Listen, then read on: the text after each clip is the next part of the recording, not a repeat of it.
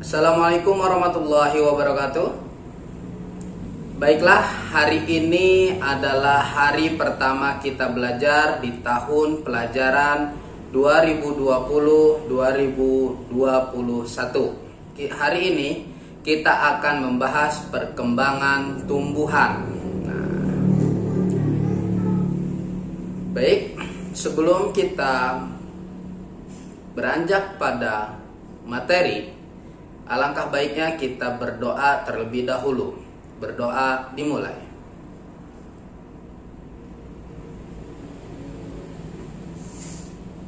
Selesai. Kalian perhatikan gambar tersebut. Nah, gambar ini adalah contoh dari perkembangbiakan tumbuhan secara genetatif atau perkawinan. Nah, gambar ini adalah bunga sepatu. Di situ terdapat kepala putik, tangkai putik, lalu kepala sari, lalu tangkai sari, lalu ada bakal biji, bakal buah, dasar bunga, tangkai bunga, kelopak bunga, dan mahkota. Proses perkembangbiakan secara genetatif yaitu penyerbukan. Jatuhnya serbuk sari di kepala putik. Nah, pembuah yang kedua yaitu pembuahan. Bertemunya sel telur dengan serbuk sari. Yang ketiga yaitu biji dan buah berkembang. Yang keempat, biji tumbuh menjadi kecambah. Yang kelima, tumbuhan muda. Yang keenam, tumbuhan dewasa. Yang pertama, penyerbukan sendiri. Serbuk sari jatuh di kepala putik bunga itu sendiri. Nah, penyerbukan tetangga. Serbuk sari, suatu bunga jatuh di kepala putik bunga yang masih dalam satu tumbuhan. Yang ketiga, penyerbukan silang. Serbuk sari, suatu bunga jatuh di kepala putik bunga pada tanaman yang berbeda tetapi masih satu jenis. Yang keempat, penyerbukan bastar. Serbuk sari suatu bunga jatuh di kepala putik bunga yang berasal dari tumbuhan yang berbeda varietasnya.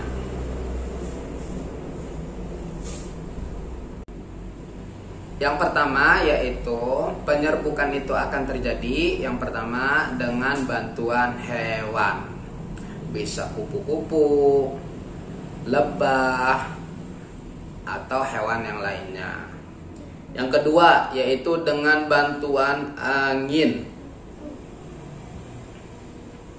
Nah, ketika angin besar, serbuk sari itu akan terbawa oleh angin dan akan terjatuh pada putik-putik yang sudah siap akan berkembang biak.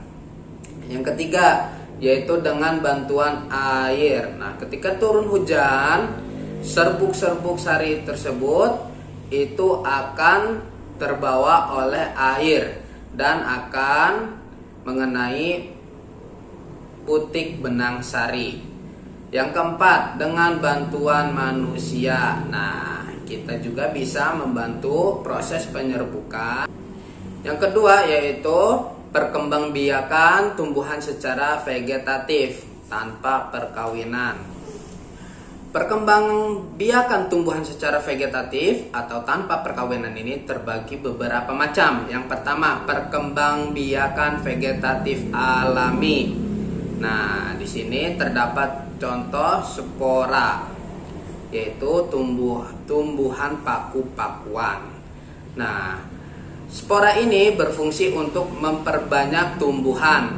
Fungsi spora ini mirip seperti biji. Yang kedua yaitu umbi lapis.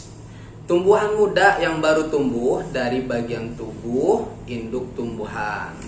Contohnya seperti rebung yaitu bambu muda. Yang ketiga yaitu akar tinggal, merupakan batang yang tumbuh menjalar di dalam tanah. Contohnya seperti jahe, kunyit, lengkuas, dan lain sebagainya. Yang keempat yaitu umbi batang atau batang yang mengembung dan tumbuh di dalam tanah. Contohnya yaitu umbi-umbian. Yang kelima yaitu umbi lapis. Umbi lapis sebenarnya merupakan lapisan-lapisan daun yang mengelilingi batang. Contohnya seperti bawang bombay, bawang merah, dan lain sebagainya. Yang keenam, umbi akar. Akar yang berfungsi untuk menyimpan cadangan makanan. Contohnya seperti wortel. Yang ketujuh yaitu tunas adventif, batang yang mengembung dan tumbuh di dalam tanah. Yang kedelapan yaitu geragi, yaitu batang yang menjalar di dalam atau di atas permukaan tanah, seperti rumput-rumputan atau tumbuhan yang menjalar. Demikian pembelajaran untuk hari ini. Kita lanjut pembelajaran di hari yang akan datang. Kurang lebihnya ya mohon maaf. Billahi taufiq wal hidayah. Wassalamualaikum warahmatullahi wabarakatuh.